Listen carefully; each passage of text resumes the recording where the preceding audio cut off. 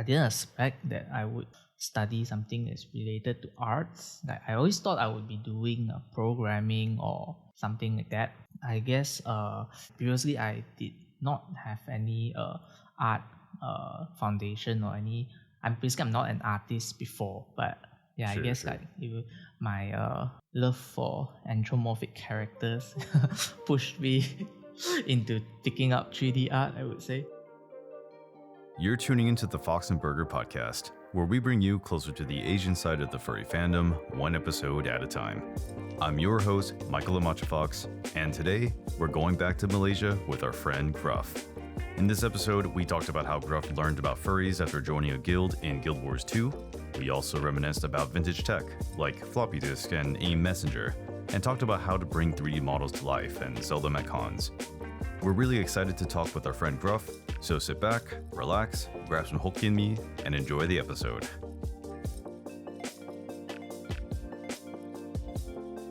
Okay, Gruff, welcome to the podcast. Hello. I think, man, I'm trying to remember, when did we meet? Was it, I just messaged you randomly on Twitter or something? I don't remember correctly. I think, or was it on YouTube? Is it? Oh, I think I left a comment on one of your videos on Twitter, I think.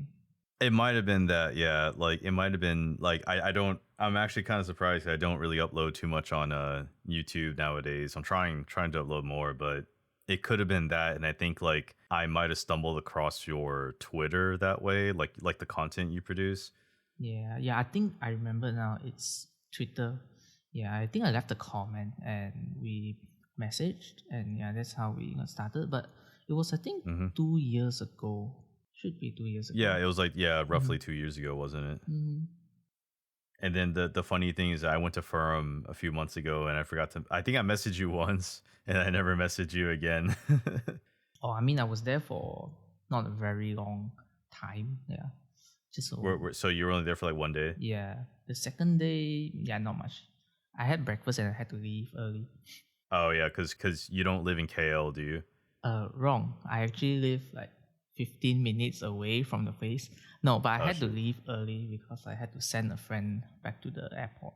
Oh, okay. Like a foreign friend. Yeah, a furry friend as well. We attended FURUM on the first day together.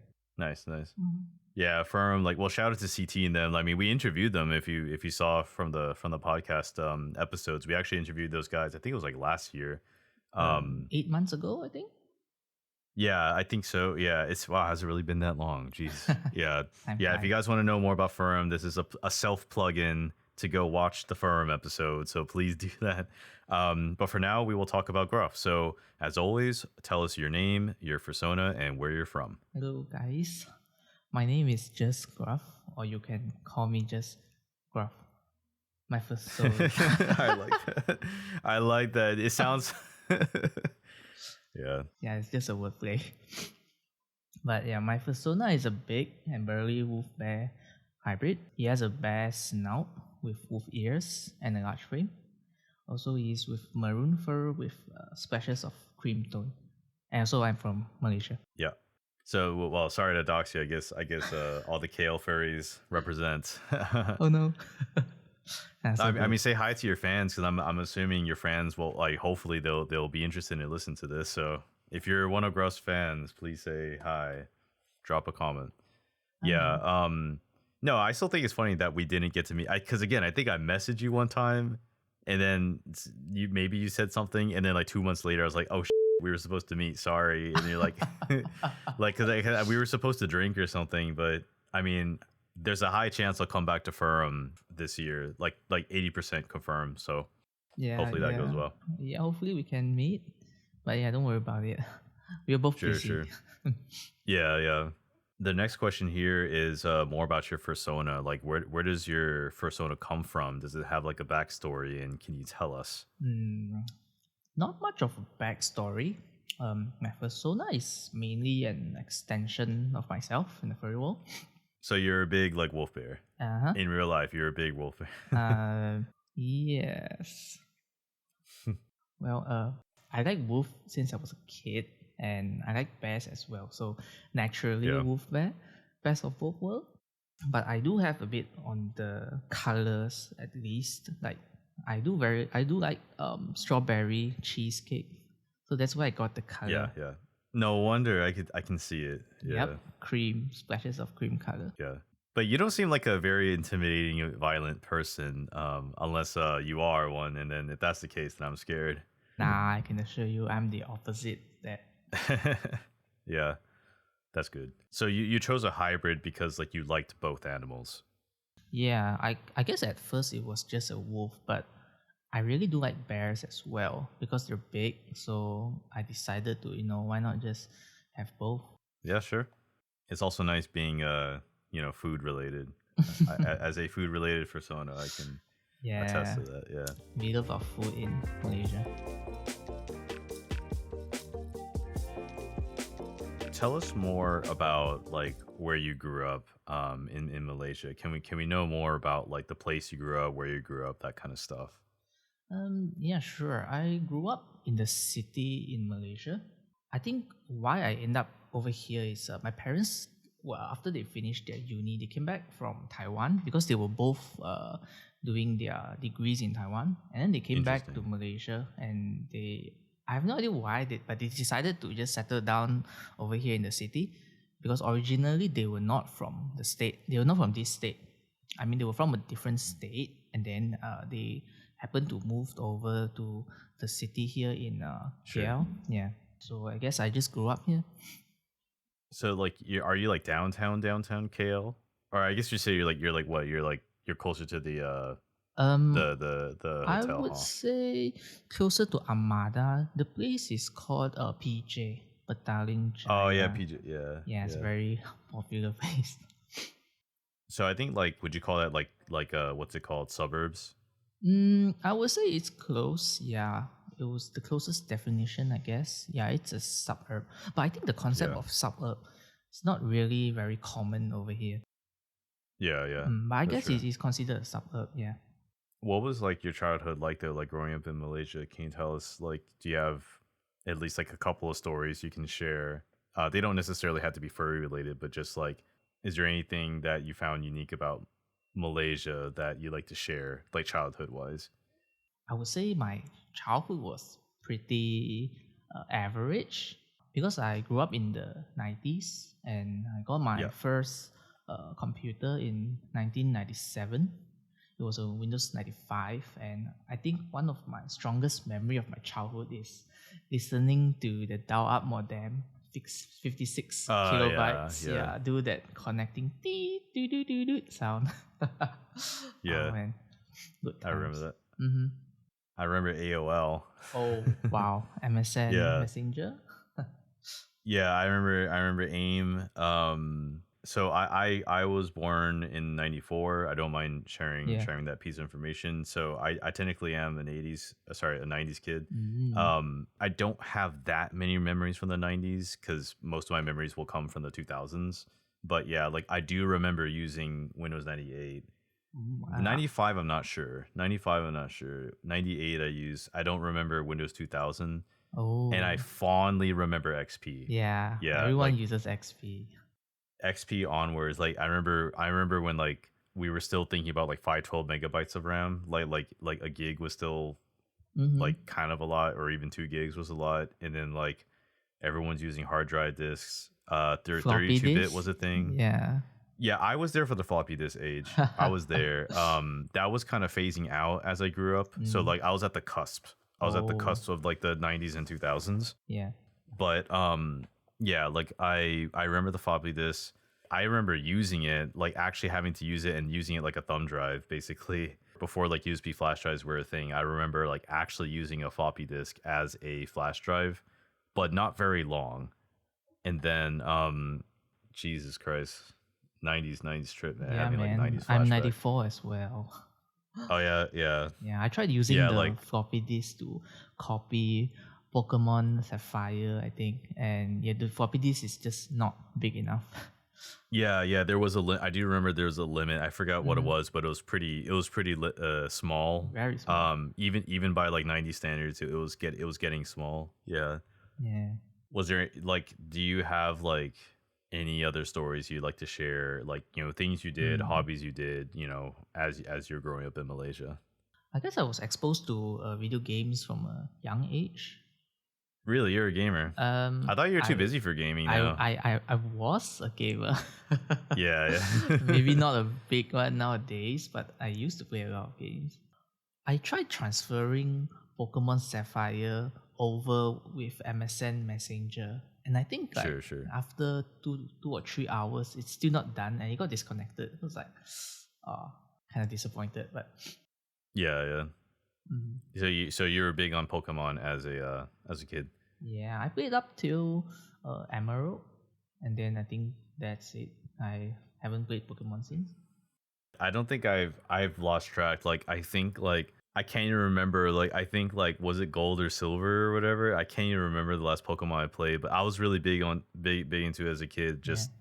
But like, I think by middle school, I think I had just forgotten, or I guess I moved on to other things. But anyway, did you play Maple Story? I was a RuneScape guy. Oh, if that says anything. Yeah, okay. I know what you. Yeah, like the MMOs. How about Neopets?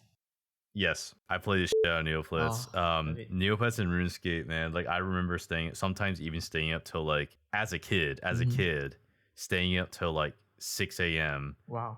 Just playing RuneScape. Like, I was like glued to my. I guess I worried my parents or something, or maybe they just didn't care. Yeah. But like, I remember playing RuneScape, especially if it was like my day off, like a weekend, and I didn't go to school. It was like I played the shit out of RuneScape. But I know Maple Story was big too. I guess it still is big now. Like, I still know like some friends big now, apparently. I'm surprised. Yeah, I can't do MMOs anymore. Like, I want to get into Guild Wars 2. I heard that's okay. I'm definitely not gonna play WoW. I played like 10 hours of WoW, like the free version. I was like, this isn't really. Yeah, it's not my thing. But like, I can't play MMOs anymore. I'm trying to get into Baldur's Gate 3, which is not an MMO, but like, it's turn-based, right? Like, I mean, I think you know how D&D works. So like, yeah, I'm trying to get into it, but it's just a time thing. I just don't have like as much time as I want to. And then the other game I'm trying to beat is Red Dead, because I'm like halfway through Red Dead. Red Dead RDR2, the first one I beat like ages ago, but Red Dead 2 is like, it's amazing. It's like a work of art. It's like when like art meets video games. Yes. Yeah, it's like something to be enjoyed slowly, I feel. Yeah. But anyway, yeah. Red Dead Redemption 2 has one of the best technical art up to date.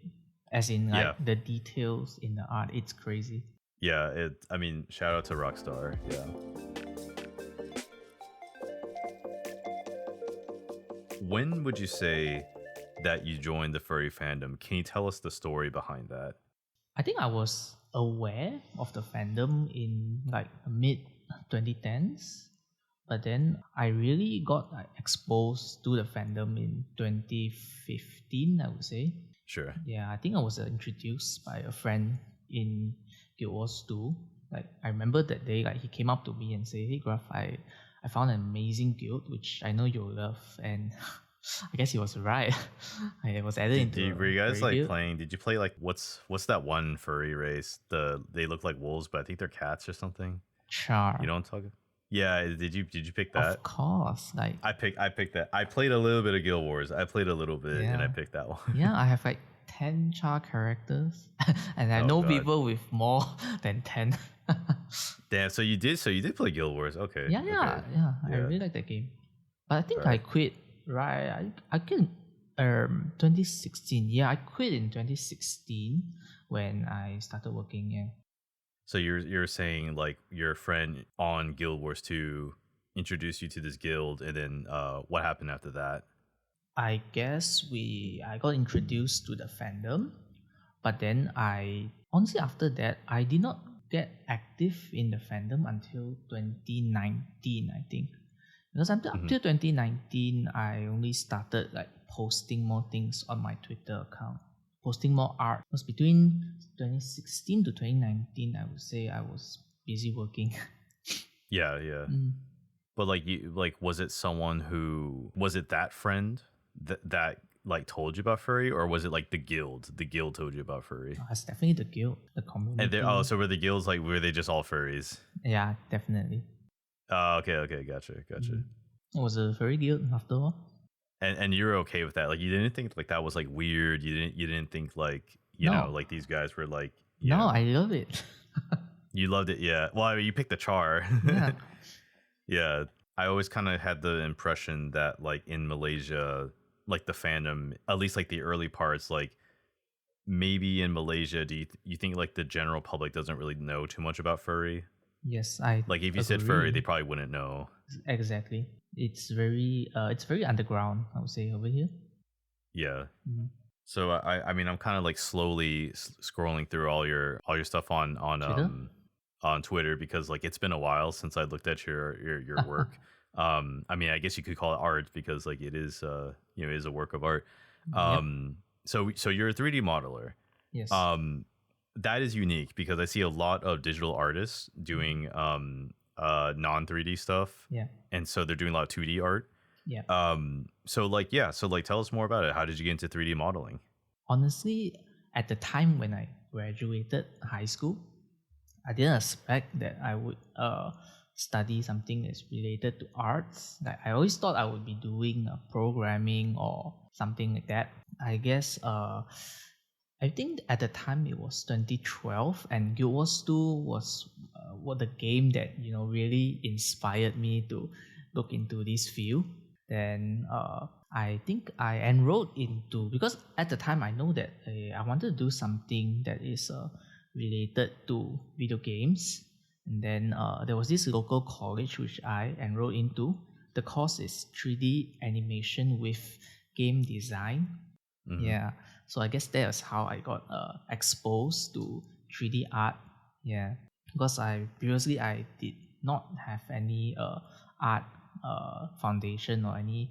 I'm not an artist before, but yeah, sure, I guess like my love for anthropomorphic characters pushed me into picking up 3D art, I would say. So you're saying that there's like a university, right? Yeah, it's a college that offered this was, I guess, the major. I guess in America we call it a major. You guys would call it a course. Mm-hmm. Is that right? Yeah.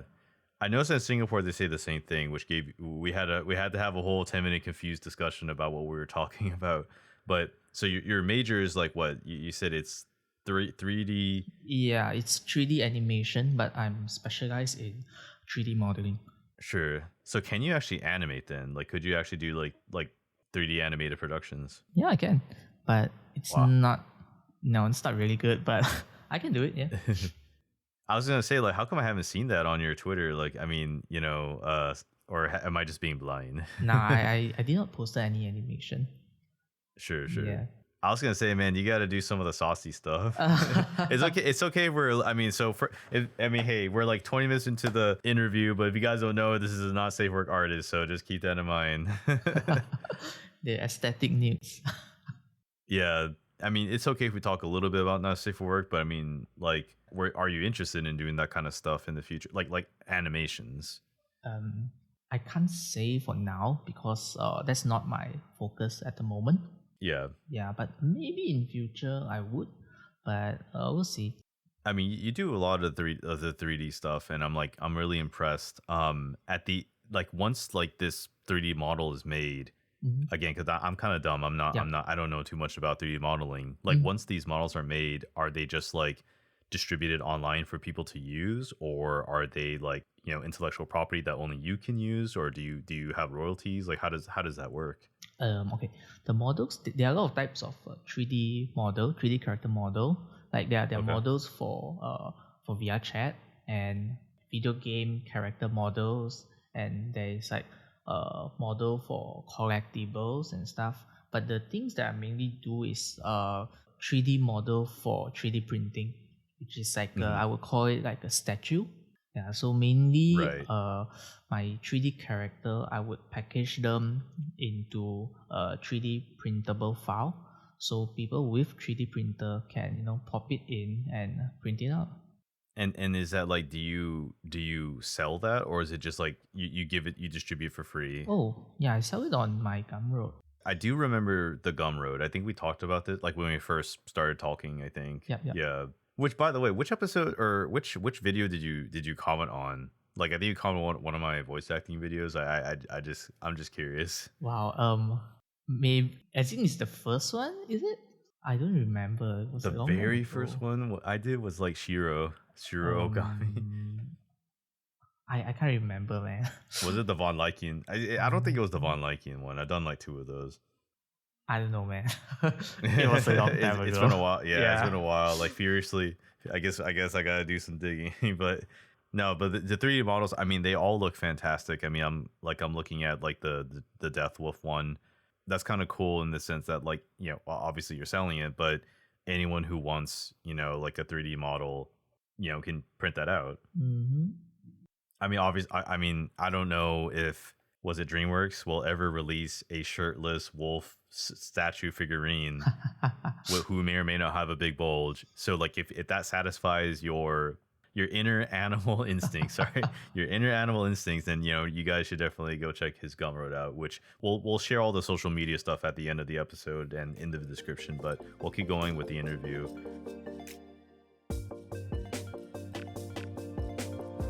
Another question I have then is, like, you mentioned we're talking about 3D models.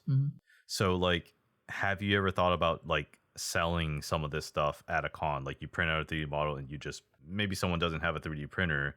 Would you go to a con and sell that figurine or that statue? Honestly, I always had the idea, but yeah, I just didn't have time. I didn't see your fucking booth. I didn't see your booth, man. At FURUM. I was there. I was at the booth. Did you go to Deals Den? Nah. You go to Deals Den, right? Yeah, I went there. Okay. Yeah. One of these days, you might see it. Do you actually have a 3D? I'm assuming you do have one. If you're going to be in this kind of work, you kind of need. Do you actually have one? Yeah, I have a few actually. Oh man, 3D printer farm. I was gonna say I would subsidize you. I don't have a farm. I don't have a farm, but yeah. Damn, man. I guess it's just the materials then. Like, if you had the time and the material, because you have 3, right? So I guess like you would need to buy materials and. Actually, for me, it's not the material; it's the finishing work after the model is printed out. Oh, right, because you have to like paint and stuff. Yeah, the painting part is what gets me. Like, I'm not a very good physical statue painter, although I'm trying to get better. Yeah.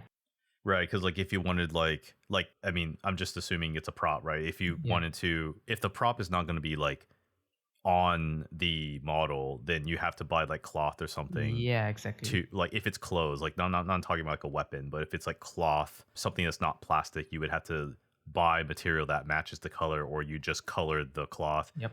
And try to wrap it around. Well, I'm just thinking about the Death Wolf. He has like a robe.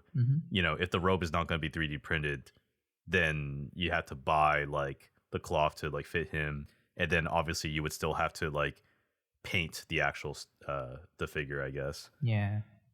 Do 3D printers not have the ability to like fine tune color? Like they can't color the model like as part of the process? Nah, unfortunately, no. I see. Like, not even an advanced one, they can't do it. It's just like one solid color. I think that is, but I'm not sure how accessible that is. Because I remember it could be expensive. Yeah, it's an industrial grade printer, but I just don't think it's worth it. I mean, hand painting it is still the most, the best way to finish the model. Yeah, I think. Yeah. And I guess like at that point, you kind of had to become like an artist, right? Because you had to like watch your brush strokes and, you know. Yeah. You have to be, don't overpaint, don't put too much paint. Like, make sure you don't mess up the stroke, because then, like, if this part's supposed to be gray, but this part's supposed to be blue, like, yeah. It's definitely something something that I might do in the future, but not right now. Yeah. I could definitely see that being like a raffle item. Like at FURUM. I mean, I guess I'm just trying to keep in mind people's like, what's it called? Like budgets.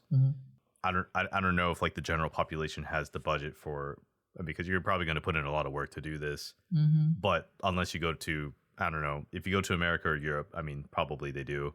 Or if you ship it, you know what I mean? Like if you ship it to like a client, maybe they'll do that. But like, I could see this being like, if you had like a handful of really good ones, or if you sold your stuff alongside another artist, like if you did like a, what's it called, like cooperation, or like you have like one booth but it's like 2 artists, Yeah. And so like, you know, that could be a thing. Yep. But anyway, just throwing ideas out there. It looks cool. Like at the end of the day, it really looks cool. I mean, I don't know anyone else from Malaysia that does furry 3D models like you do. Oh, thank you. I don't know if I know anyone from Taiwan who does like furry 3D stuff. Yeah. Like I know animators, I know obviously a lot of digital artists, but I don't know people who actually do that. I think that's really cool. Thanks. So that way you can represent the land of Nasi Lemak. Yeah, I saw that. When I saw that, I'm like, yeah, I know what that is.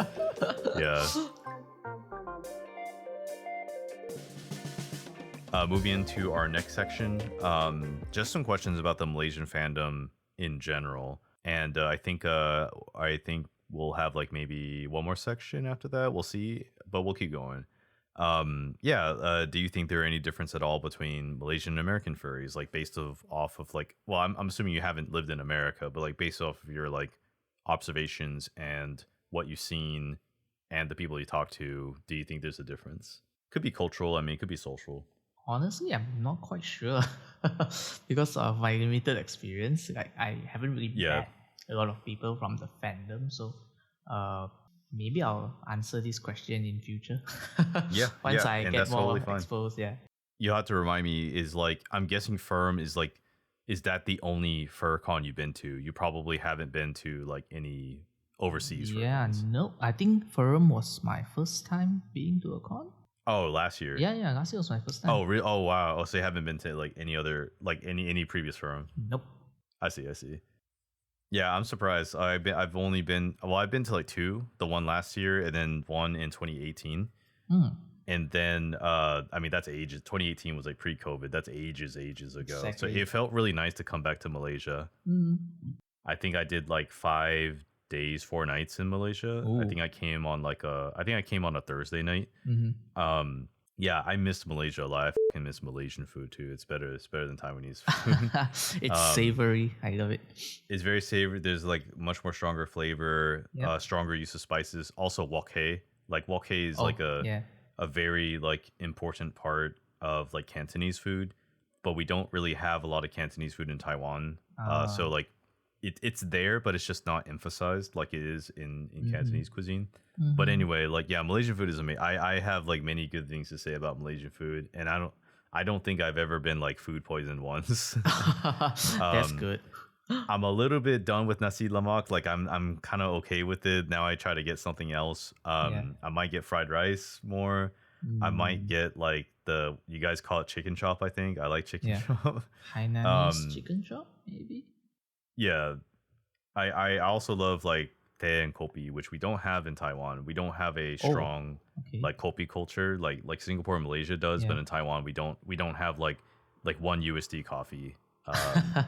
It would be like it's 50 cents. That point, it's 50 cents. I mean, there you go. Yeah, there you go. I guess I got overcharged. But no, you're right. Yeah, it is like 50-60 cents. Yeah.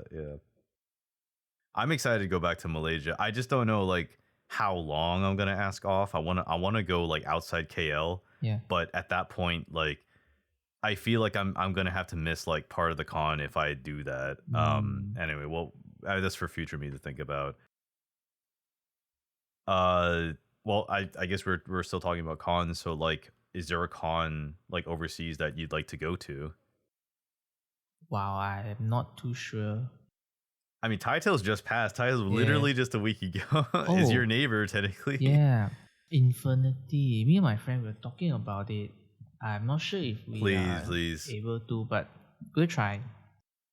Are you gonna try for this year? Yeah. If we can make it. Yeah, dude. We would love to welcome you at Infurnity. Infurnity is I mean, shout out to JC, the con chair, who we did interview, so self-plug in again. Yeah. I mean, why Infurnity? Like why would you pick Infurnity? Because my friend asked me. He's like, yeah, you just oh my god. So I'm like, yeah, Wait, did he go to Infurnity? He hasn't got the chance to go as well, so we are trying to book our schedule and see if we can make it this year. This year is a very interesting year because the con, if you didn't know, is in Taichung now. So just keep that in mind. Like it's not in Taipei anymore. Oh, okay. It doesn't mean that it's impossible to get to, but it means that like you'll probably need to do a transfer at Taipei main station, kind of similar to your KL Central. It's basically like that. It's basically taking the airport MRT, go to Taipei main, then take the. I actually would recommend the regular train, so we call it the TRA, Taiwan Railway. Well, I think they changed the name now to just TR. But yeah, the Tai Tie, we call it Tai as in like Taiwan, the Tai. Okay. Because the problem is that the hotel is actually not near an HSR station. So if you do that, if you take the HSR, you actually end up doing like a 30-minute taxi ride. Ouch. Even though like it is technically faster, but you ate up 30 minutes to do the taxi ride. Yeah. So I think Taichung is not so far that the regular train shouldn't be so slow. Okay. Or I guess another way of saying it is like even though the TRA is slower, the regular train system is slower. It gets you closer to the hotel, so your taxi ride will be like a little bit shorter. It might only be 10 or 15 minutes instead of like 20, 30. But at that point, you'll have to decide if you think the taxi ride is worth it. But it's kind of a long ride from my understanding, because like the HSR takes you like closer to downtown Taichung, but actually the hotel is like outside of Taichung. So you'll have to think about that. Okay, but yeah, it's basically the same concept of like landing at, was it the Kuala Lumpur airport? Yeah. You take, what do you guys call it? KLA Express or something? KLIA, International Airport. I mean the train to get to KL Central. What do you guys call that? You guys have a name for that? Yeah, I think we have, but I don't remember. I think I only took it once. Other time I took it once in 2018. I liked it. The main issue is just trying to get someone to pick me up at KL Central. That's the main issue, because because I think like the train is like built into the airport, right?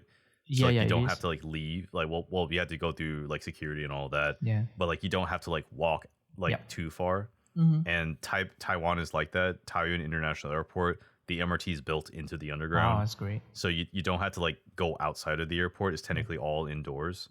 But you do have to switch at Taipei Main. Yeah, if you want to get to Taichung, you do have to switch to Taipei Main, which is not that hard. It's just really, really busy. But anyway, like I mean, we love to have you. I mean, we can finally drink.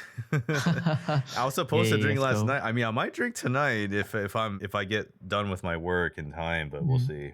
Yeah. I'm not a heavy drinker, but I can drink a bit.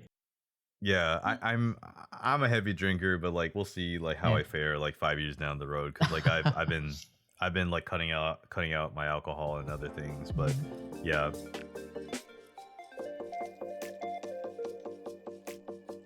I mean, I know you've only been to FURUM once, but like, do you see any other FurCon in Malaysia like sprouting up, and would you be interested in attending?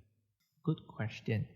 I'm not sure myself, but if they do sprout out, yeah, I would definitely join. Would you also consider going to like, I mean, this kind of goes back to like 3D modeling. Yeah. But would you also consider going to an anime con and selling your merch there?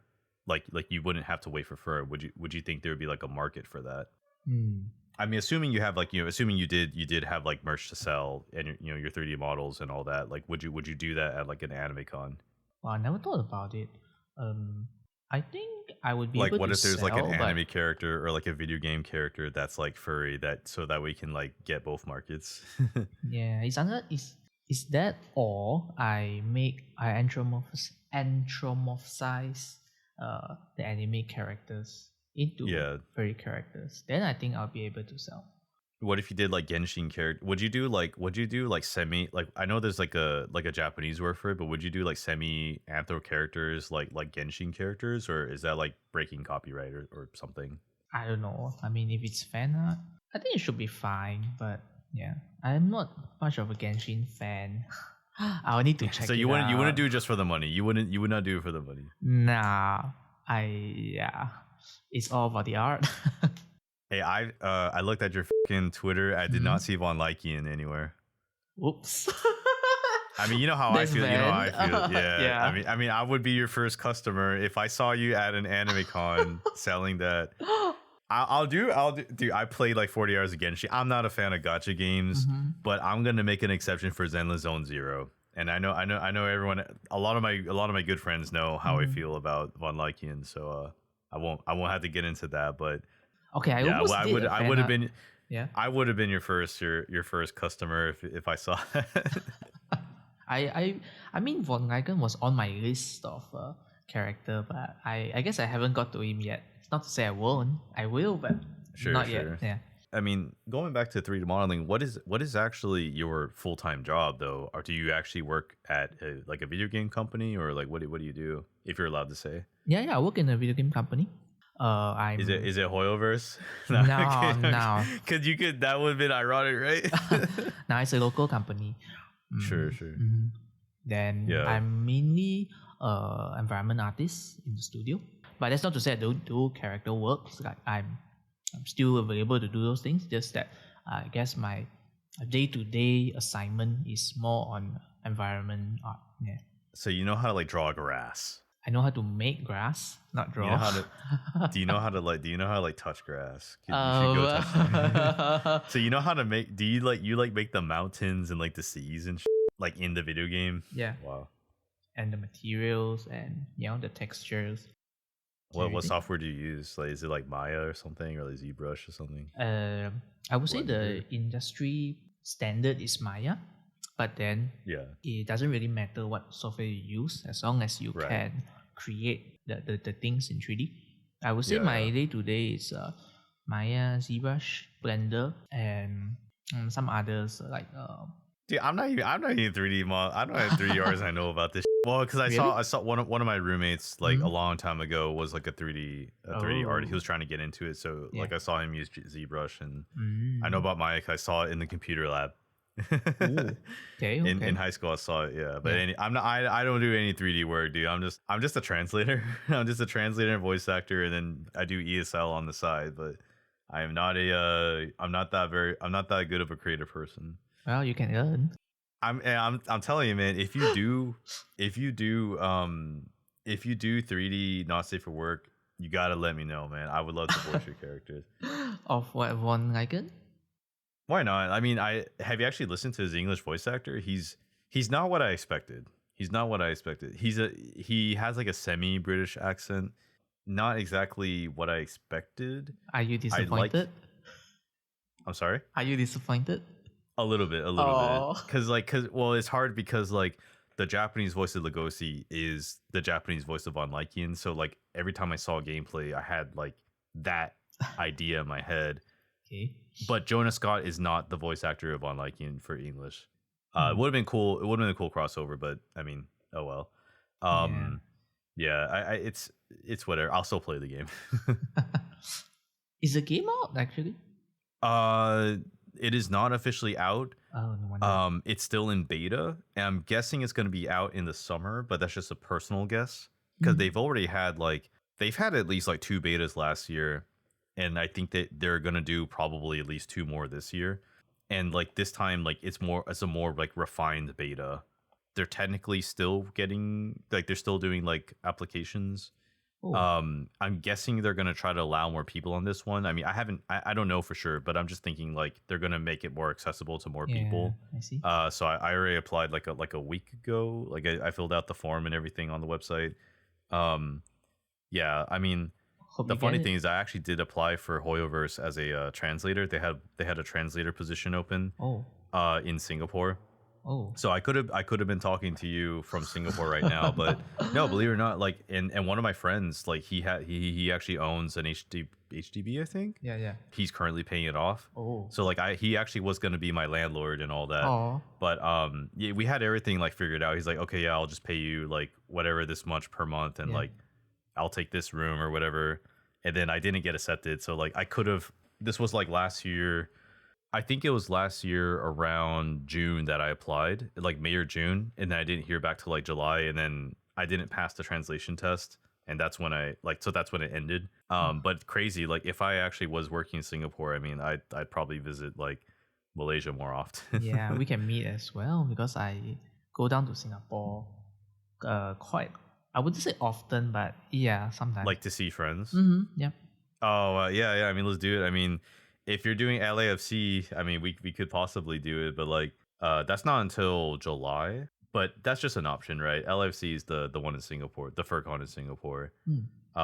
It's harder for me to go. It's a 5-hour flight. I mean, it's kind of long. But yeah, it's an option.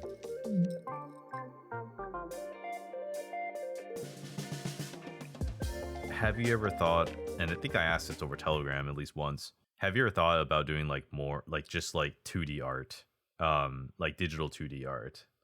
Okay. Actually, it is because that I feel like I wasn't really doing very well in 2D art that I sort of went for 3D. I mean, I would try, but I know that I'm not really good at 2D art. That's the whole reason why I actually picked 3D art. I think 2D art is like, at least from my point of view, 2D art is way harder than 3D art because of that extra dimension which allows you to check if your angles are correct. But definitely, I wouldn't rule it out. Maybe in future I would try again. But well, you do have a good niche. You do have a good niche, like what you're doing, because like not very many people do what you're doing, or at least from like Malaysia. Like I feel like I don't know very many Malaysian furries doing what you're doing. So like you've got like a niche and you've got like a certain like angle. Will you actually do a 3D model of someone's like persona? I think we talked about that before. I think I did a few a while back. It was quite some number of years back. But nowadays, no, I don't do commission much. So like whatever. Oh, I mean, well, you do work full time now, so like I guess it's also like it depends if you want the extra money or if you have the time for it. But like, because I was thinking like, I mean, that'd be kind of cool. Like if you can sell like your models, like even if it's like as art, you know, like maybe they don't have to print it out. If the client wanted to print it out, they can do it, but like just as like a piece of art, it'd be kind of cool to have like a 3D persona. Yeah, I know, right? But like I think part of the reason why I got into 3D is like I also want to print it out. I mean, I would sure. Yeah, it's like part of the reason is I want to bring it into into this world. I would say like physically you'll be able to see it. Yeah, I think that was pretty cool. I think that just like that gives us like the perfect segue into our last question. We kind of touched upon it a little bit, but if you don't mind kind of like rehashing your answer, basically like where do you see yourself after like 3 years or so? Like, do you want to stay at your company? Do you want to like do a video game yourself? Do you want to like actually sell your stuff at cons? Like, where do you see yourself like after 3 years? I think number one on my list is actually I'm still working on improving my art quality, especially like in terms of speed or creating more sculpts. That's definitely something that I want to do.